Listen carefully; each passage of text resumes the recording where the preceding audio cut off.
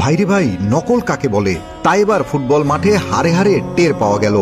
তাও আবার দু একজন নয়, প্রতিপক্ষ দলের পুরো স্কোয়াডের হারির খবর লিখে রাখা হয়েছিল গোলবারের পেছনে।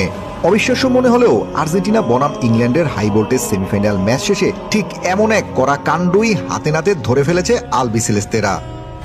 ম্যাচ শেষ হতেই যখন মাঠ জুড়ে জয় উদযাপনে মেতে উঠেছিলেন লিওনেল মেসিরা, ঠিক তখনই গোলবারের পিছনে তাদের চোখে পড়ে ইংল্যান্ডের গোলরক্ষক জর্ডান পিকফোর্ডের ফেলে যাওয়া পানির বোতলটি। আর সেই বোতল হাতে নিতেই চক্ষু চড়ক গাছ আর্জেন্টাইন তারকাদের। বোতলের গায়ে লুকিয়ে রাখা গোপন ফর্মুলা। বোতলটি সাধারণ কোনো পানির বোতল ছিল না। সেমিফাইনালের ভাগ্য যদি টাইব্রেকারে গড়ায়, সেই আগাম প্রস্তুতি হিসেবে বোতলের গায়ে গোপন নোট বা চিটশিট আটা দিয়ে লাগিয়ে রেখেছিলেন পিকফোর্ড।